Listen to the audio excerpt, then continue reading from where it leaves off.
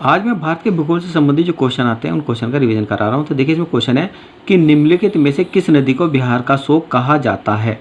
तो बिहार का शोक जो कहा जाता है वो कोसी नदी को कहा जाता है, क्योंकि कोसी नदी बरसात के दिनों में उत्तरी बिहार में भीषण तबाही का कारण बन जाती है और कोसी नदी तिब्बत से निकलती हुई नेपाल में होते हुए और भारत में प्रवेश करती है। तो क्वेश्चन है कि निम्नलिखित में से किस नदी को बिहार का शोक कहा जाता है। तो आपका आंसर डी हो जाएगा, कोसी नदी को बिहार का शोक कहा जाता है। देखिए नेक्स्ट क्वेश्चन जो कि निम्नलिखित को मिलाए। अब देखिएगा आपके बांध दिए गए हैं और ये नदी दिए गए, यानी कि कौन सी नदी किस बांध पर है। ठीक है, तो इसमें देखिएगा सबसे पहले है कि गोविंद बल्लभ पंत सागर। तो गोविंद बल्लभ पंत सागर जो है आपकी रिहंद नदी पर है। ठीक है, यानी कि ए का बी है, ए का बी हो जाएगा। परीक्षा नदी जो है आपकी वो बेतवा नदी पर है, यानी कि 2 का सी हो जाएगा, 2 का सी हो गया है। ठीक है, इसके बाद है गोविंद सागर बांध जो वो शहजाद नदी पर है। ठीक है, 3 का डी हो जाएगा, 3 का डी हो जाएगा। और जैमनी बांध जो है वो आपका जैमनी ही नदी पर है, यानी 4 का ए हो जाएगा, 4 का ए हो जाएगा। ठीक है, तो इसलिए आपका आंसर क्या हो जाएगा, ए हो जाएगा। मैं बता रहा हूँ कि गोविंद बल्लभ पंत सागर जो आपका वो रिहंद नदी पर है, परीक्षा बांध जो है आपका वो बेतवा नदी पर है, गोविंद सागर बांध जो आपका शहजाद नदी पर है और जैमनी नदी जो आपकी जैमनी बांध है वो जैमनी नदी पर ही है। ठीक है, तो इसलिए इसका आपका आंसर क्या हो जाएगा, ए हो जाएगा। नेक्स्ट क्वेश्चन, निम्नलिखित में से किस स्थान पर भगीरथी और अलकनंदा नदी निकलकर गंगा नदी का निर्माण करती है।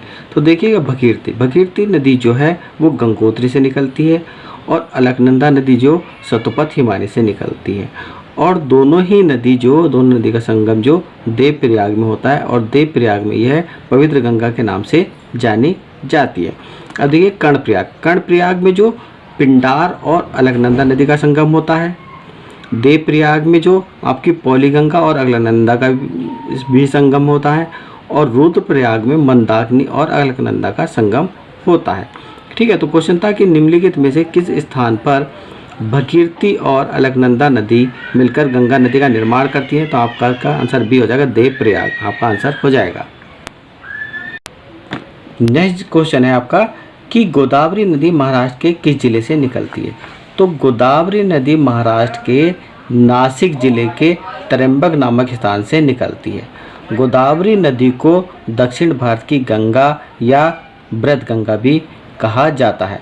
गोदावरी नदी की सहायक नदियां हैं इंद्रावती, पूर्णा, वर्धा, मंजरा, पेनगंगा, वेनगंगा और पोलावरम सिंचाई योजना और श्री राम सागर परियोजना गोदावरी नदी पर ही स्थित हैं। क्वेश्चन था कि गोदावरी नदी महाराष्ट्र के किस जिले से निकलती है।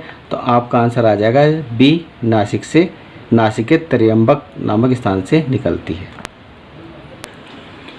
नेक्स्ट क्वेश्चन है कि काली और तीस्ता नदी के बीच के हिमालय के भाग को क्या नाम दिया गया है। ठीक है, तो देखिए नदियों के आधार पर जो हिमालय को 4 भागों में बांटा गया है। इसमें सबसे पहले देखिएगा कि सिंधु से सतलज नदी के बीच को पंजाब हिमालय या कश्मीर हिमालय कहा जाता है और सतलज से काली नदी के बीच को कुमायूं हिमालय कहा जाता है। ठीक है, और काली से तीस्ता नदी के बीच को के क्षेत्र को जो नेपाल हिमालय कहा जाता है और तीस्ता से ब्रह्मपुत्र के बीच के क्षेत्र को जो वो असम हिमालय कहा जाता है। ठीक है, क्वेश्चन था कि काली और तीस्ता नदी के बीच के हिमालय के भाग को क्या नाम दिया गया है। तो आपका आंसर डी हो जाएगा कि नेपाल हिमालय दिया गया और नेपाल हिमालय इन चारों हिमालय में सबसे बड़ा है। नेक्स्ट क्वेश्चन, निम्नलिखित में से कौन सी हिमालय नदी तंत्र की नदियाँ हैं। तो हिमालय नदी तंत्र को 3 प्रमुख भागों में विभाजित किया गया है। नंबर 1 सिंधु नदी तंत्र, नंबर 2 गंगा नदी तंत्र, नंबर 3 ब्रह्मपुत्र नदी तंत्र। कावेरी और गोदावरी जो है आपकी वो दक्षिण भारत की नदियाँ हैं। ठीक है, जबकि गंगा और ब्रह्मपुत्र नदियाँ जो हैं वो हिमालय तंत्र की नदियाँ हैं। तो क्वेश्चन था निम्नलिखित में से कौन सी हिमालय नदी तंत्र की नदियाँ हैं। तो आपका आंसर गंगा और ब्रह्मपुत्र यानी कि बी आपका आंसर हो जाएगा। नेक्स्ट क्वेश्चन, निम्नलिखित में से कौन सी नदी खंबात की खाड़ी में नहीं मिलती है? तो खंबात की खाड़ी जो गुजरात में स्थित है और खंबात की खाड़ी में गिरने वाली जो प्रमुख नदियाँ माही, साबरमती, ताप्ती और नर्मदा है। कोयना नदी जो खंबात की खाड़ी में नहीं मिलती है क्योंकि कोयना नदी जो है आपकी कृष्णा नदी की सहायक नदी है, जो कि महालेश्वर महाराष्ट्र से निकलकर सतारा जिले के कराड़ नामक स्थान पर कृष्णा नदी से मिल जाती है। क्वेश्चन था, निम्नलिखित में से कौन सी नदी खंबात की खाड़ी में नहीं मिलती है? तो आपका आंसर सी हो जाएगा, कोयना नदी। नेक्स्ट क्वेश्चन, निम्नलिखित में से कौन सी नदी भारतीय प्रायद्वीप में पश्चिम की ओर बहने वाली दूसरी बड़ी नदी है? तो तापी नदी। तापी नदी भारतीय प्रायद्वीप में पश्चिम ओर यानी कि पश्चिम की ओर बहने वाली दूसरी बड़ी नदी है।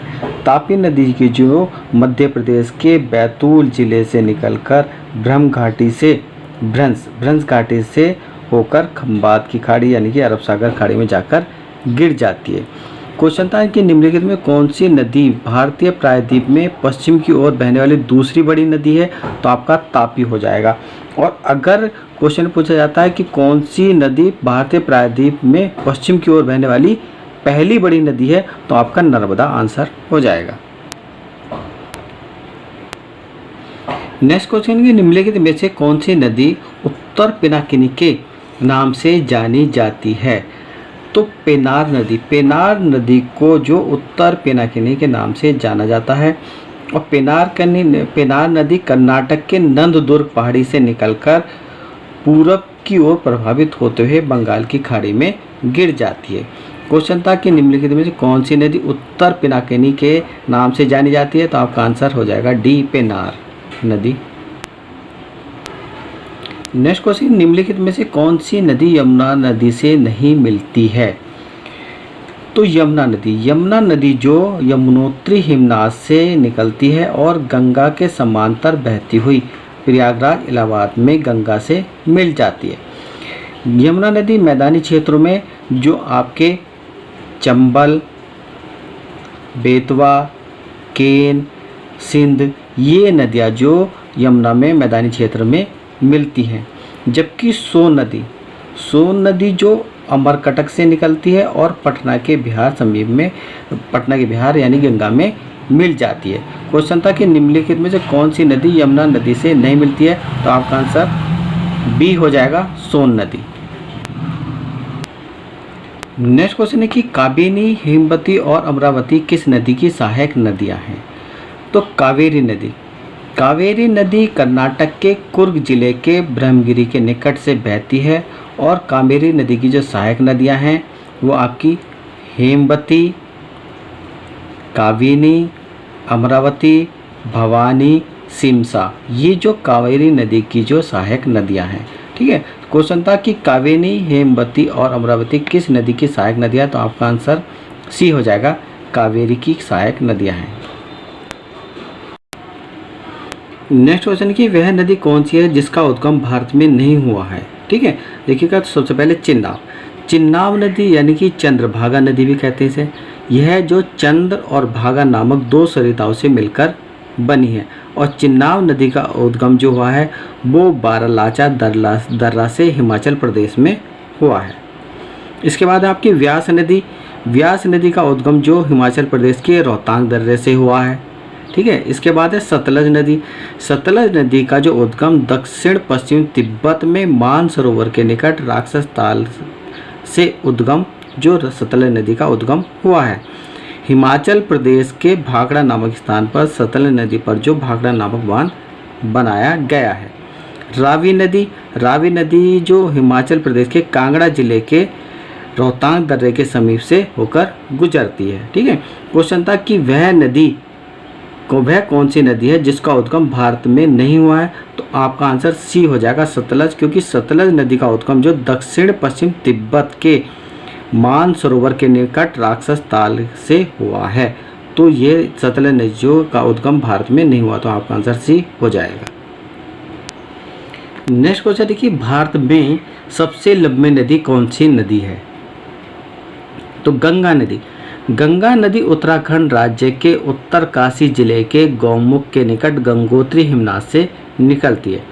गंगा नदी जो हरिद्वार से मैदानी क्षेत्र में प्रवेश करती है, और गंगा नदी जो उत्तराखंड में वो 110 किलोमीटर, उत्तर प्रदेश में 1450 किलोमीटर, बिहार में जो आपकी 445 किलोमीटर और पश्चिमी बंगाल में 520 किलोमीटर की दूरी तय करती है। इस प्रकार जो गंगा नदी की कुल जो किलोमीटर की दूरी है वो 2525 किलोमीटर की दूरी तय करती है। और ये भारत यानी कि भारत की सबसे लंबी नदी कौन सी है, तो आपकी गंगा नदी है। और गंगा नदी जो है 2525 किलोमीटर की दूरी तय करती हुई बंगाल की खाड़ी में गिर जाती है। तो क्वेश्चन था कि भारत की सबसे लंबी नदी कौन सी है, तो आपकी आंसर सी हो जाएगा, गंगा नदी।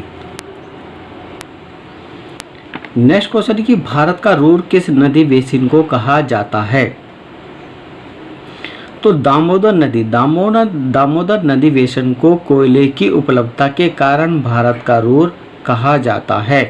दामोदर नदी का उद्गम छोटा नागपुर के पठार से होता है और दामोदर नदी को बंगाल का शोक भी कहा जाता है। क्वेश्चन था कि भारत का रूर किस नदी बेसिन को कहा जाता है, तो आपका आंसर ए हो जाएगा, दामोदर नदी। नेक्स्ट क्वेश्चन है, निम्नलिखित में से कौन सी नदी थार रेगिस्तान से होकर बहती है, तो लूनी नदी। लूनी नदी जो थार रेगिस्तान से होकर बहने वाली नदियों में लूनी नदी जो प्रमुख है।